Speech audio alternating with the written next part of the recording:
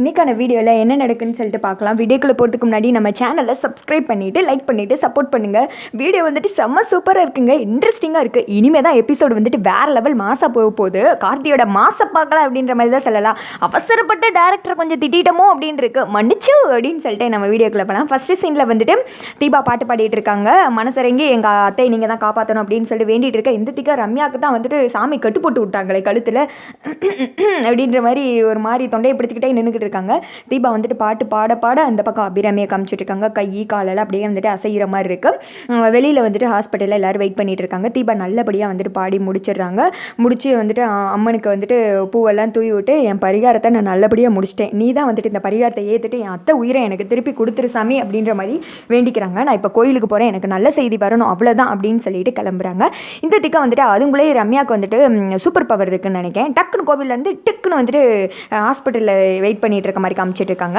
எல்லாருமே வந்துட்டு சோகமாக வெளியில் வெயிட் பண்ணிட்டு இருக்கா. அந்த இடத்துக்கு வந்துட்டு டாக்டர் வராங்க. எதுக்கு கவலைப்பட வேணாம், உங்கள் அம்மா வந்துட்டு கிளியராக வந்துட்டு குணமாயிட்டாங்க, இன்னும் கொஞ்ச நாள் ஹாஸ்பிட்டலில் இருந்தால் போதும், நல்லா வந்துட்டு வெளியில் வந்துருவாங்க அப்படின்னு சொல்ல அதை கேட்டு எல்லாருமே ரொம்ப சந்தோஷப்படுறாங்க. டாக்டர் எங்களுக்கு ரொம்ப நல்ல விஷயம் சொல்லியிருக்கீங்க அப்படின்னு சொல்ல, நீங்கள் கும்புற கடவுள் தாங்க உங்களை காப்பாற்றிருக்கு, ஏன்னா இந்த மாதிரி எக்மோ கருவி வச்சு பொழைச்சவங்கலாம் ரொம்ப கம்மி தான் அப்படின்ற மாதிரி சொன்னதுமே எல்லாருமே சந்தோஷப்பட்டு இருக்காங்க. டாக்டர் வந்துட்டு கிளம்பிடுறாங்க. ரம்யா சொல்கிறாங்க, அங்கிள் எனக்கு இப்போ தான் ரொம்ப சந்தோஷமாக இருக்குது, நான் வந்துட்டு பரிகாரம் பண்ணது வீண் போகலை அப்படின்னு சொல்ல, என்னது பரிகாரமா, என்னம்மா சொல்கிற அப்படின்னு சொல்லிட்டு கார்த்தியோட அப்பா கேட்க, ஆமாம் நான் வந்துட்டு என் உயிருக்கே ஆபத்தான ஒரு பரிகாரத்தை பண்ணனாக்கும் அப்படின்னு சொல்லிட்டு அந்த கதை எல்லாத்தையுமே சொல்கிறாங்க. அதை கேட்டதும், இந்த வீட்டுக்கு நீ 2-3 தடவை தான் வந்திருக்க, ஆனால் இந்த வீட்டு மேலே எவ்வளோ அன்பாக இருக்க, பாசமாக இருக்க, நீ வந்துட்டு நல்லா இருக்கணுமா, என் நாச்சியாரே நீ எனக்கு திருப்பி கொடுத்துருக்க அப்படின்னு சொல்ல, கார்த்தி மட்டும் ஒரு மாதிரி டவுட்டோடையே வந்துட்டு ரம்யாவை பார்த்துட்டு இருக்காங்க.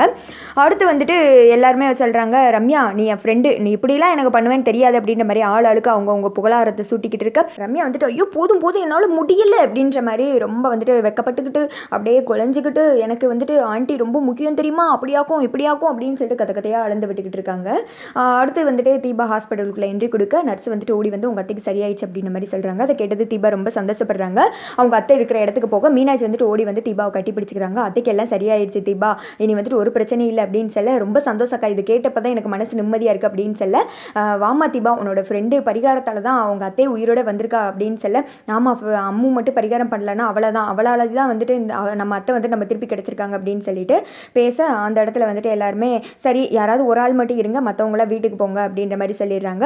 அவங்க அம்மா வேணா போய் பாருங்க அப்படின்னு சொல்ல, எல்லாருமே வந்துட்டு கார்த்தி நீ போப்பா அப்படின்றாங்க. கார்த்தி சொல்கிறாங்க, அப்பா நீங்கள் வேணா போய் பார்த்துட்டு வாங்க அப்படின்னு சொல்ல, இருக்கட்டும்ப்பா இப்போ மட்டும் நான் அவங்க அம்மாவை பார்த்தேன்னா அழுது குமிச்சிருவேன், அதனால நீ போய் பார்த்துட்டு வா அப்படின்றாங்க. கார்த்தி வந்துட்டு அவங்க அம்மாவை பார்க்க போகிறாங்க.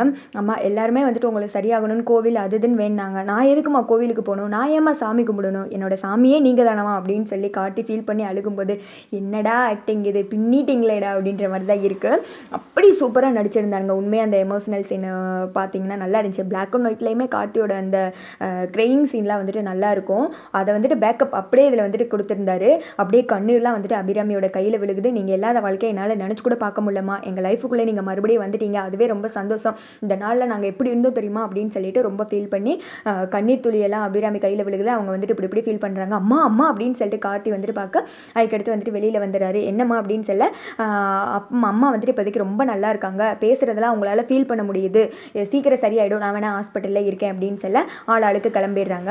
தீபாவும் கிளம்ப போகிற நேரத்தில் தீபா இங்கே வாங்க அப்படின்னு சொல்லிட்டு கார்த்தி வந்துட்டு கூப்பிடுறாங்க. தீபாவும் வந்துட்டு போகிறாங்க.